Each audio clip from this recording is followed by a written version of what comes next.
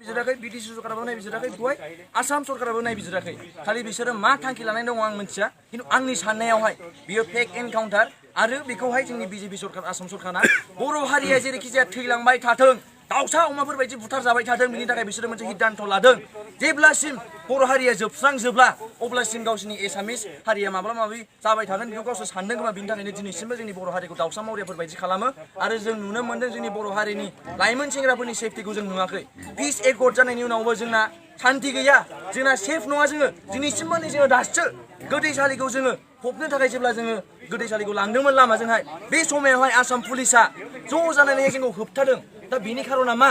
जोङो मानसिया गावथारखाबाय थैखाबाय बेखौबो जोङो गोथैसालिसिम लांनो मोनला नामा लामाजों जोङो हानजा सुरि सुरि लांनो मोनला नामा दिनै मानो जोंखौ बिसोरो हमथाखो बेयावनो जोङो फोरमान मोनबाय बिटिसि सरकार आसाम सरकार बिटिसि गभर्नमेन्ट आरो जोंनि दुलाराय बर' फरायसा आफादफोरनि आथिङा ज'जोब्बाय बिसोरो सरकारफोरजों बायजाजोब्बाय बिसोरो थाखा थफ्लानि खिथु खारै खारै जोंनि बर' हारिनि सेंग्राफोरनि सेफटि आरो जोंनि बर' हारिनि बिदा फंबायनि सेफटिखौ बावगारनानैहाय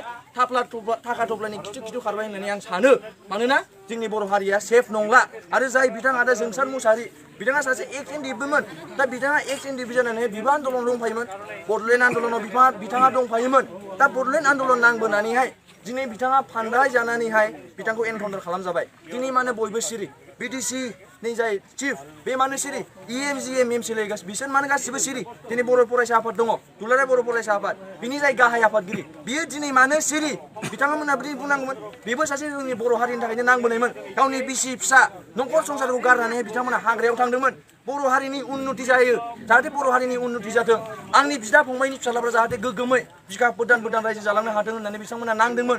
नांनानै फैनायावहाय दिनै जुदि ULFBआव थांदोंबाबो थाङाखैबाबो जों मिथिया खिन्थु थांदोंबाबो बिथांमोना हारिनि थाखायनो थांदोंमोन आरो जों साननानै लायो बिथांखौ एनकाउन्टार खालामनो नाङामोन बिथांमोना जुदि पुलिसफ्रा हमनो मोनखाबायबा थानायावहाय बिथांखौ थानायावनो दोनमोन 10 बोसोर 20 बोसोर आयेननि लामाजों लांनानैहाय लाइफ टाइम इमप्रिजनमेन्टआव दोनथोंमोन नाथाय एनकाउन्टार खालामनायखौ जों गनायनाय मोनाखै जों दिनै नुनो मोन्दों गोदान आफादनि सायाव आं जेबो बुंनो साना नंगौ नङाखौ जों दिनैसिम मोजाङै मिथिया नाथाय जों दुखित जे बिथांखौहाय गोदान आफादनि केडार होननानै बिथांखौ गावथारनाय जादों आरो बेखौ आं बुंनानै लायो बे फेक एनकाउन्टार जेबायदि जिपि सिंआ स्टेटमेन्ट होदों जोंनोहाय जों बेखौ गनायनानै लानो हाया बेखायनो जोङो दिनै गासिबो ज' जानानैहाय जे मोननांगौ मोन्थाय आरो हिउमेन राइट्स भायलेसननि खेत्रआवहाय जोङो ज' जानानैहाय सेंग्राफोर लोगो लानानैहाय जोङो जास्टिसखौ नागिरगोन आरो जास्टिस मोनागौमानि जोङो जिराया